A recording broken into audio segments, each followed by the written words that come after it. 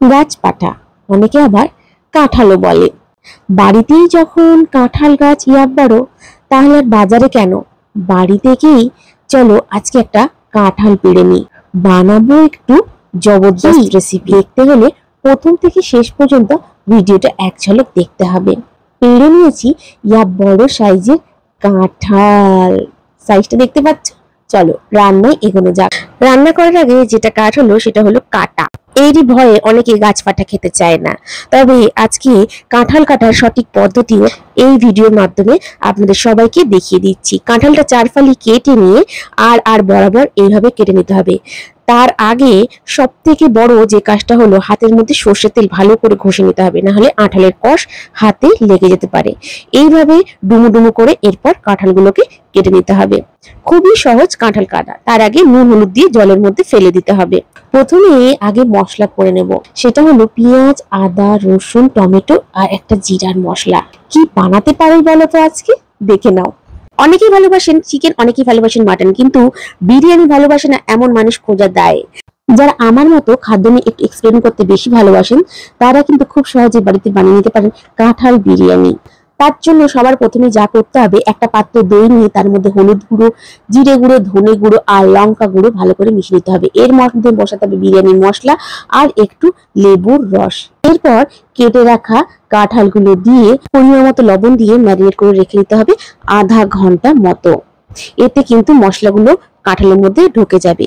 মূল রান্নার আসার পালা। সবার প্রথমে একটা বাটির মধ্যে বাসমতি চালগুলোকে ঢেলে নেব। আমি এখানে 500 গ্রাম মতো বাসমতি রাইস ব্যবহার করেছি।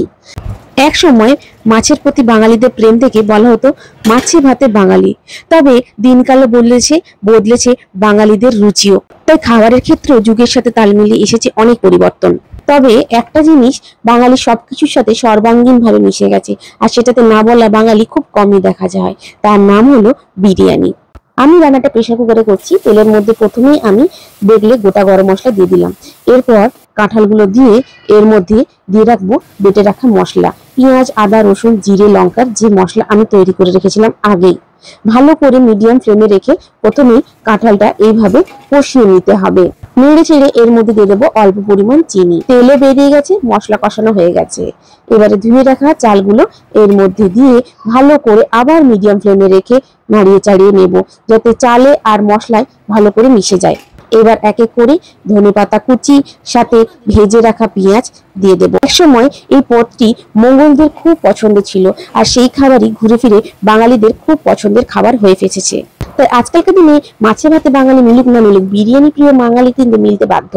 এক ছিপি কেওড়া ওয়াটার আর দিয়ে দিলাম দুধ। বিরিয়ানি যদি দুধ মেশাও তাহলে তার স্বাদ লাভ দিয়ে বেড়ে যাবে 4 গুণ। চিড়ে রাখা কাঁচা লঙ্কা, দিলাম মশলা ধোয়া জল। পরিমাণ মতো জল দিতে হবে প্রেসার কুকার বিরিয়ানি রান্নার জন্য। যেমন 1 কাপ চালে লাগবে 3 কাপ জল। তবে যতই দিন যাচ্ছে এই বিরিয়ানির প্রতি মানুষের বেড়েছে ইনোভেশন। এখন আর বিরিয়ানি শুধু চিকেন মটনে আর আটকে নেই। তোমাদের খুন্তি ডুবিয়ে দেখে দিলাম, দেখো কতটা জল দিয়েছি। খুন্তিটাও পুরো কিন্তু ডুবছে না, ঠিক এই লেভেলে জল দিয়েছি। আঁচটা হাই ফ্লেমে রেখে প্রেসার কুকারের লিডটা লাগিয়ে নেব। 2টো সিটি দেওয়ার পর দেখো বিরিয়ানি আমার একদম কমপ্লিট। একদম ঝরঝরে তরতরে সুগন্ধি বিরিয়ানি। এরপরে ঠান্ডা দুধের মধ্যে কেশর একটু নিয়ে ভালো করে গুলে নিলাম। এটা তোমরা আগেও দিতে পারো, কিন্তু আমি বিরিয়ানি হওয়ার পর এটা বিরিয়ানির মধ্যে ছড়িয়ে দেব। আর দেব সবশেষে অল্প একটু ঘি। রান্না কমপ্লিট।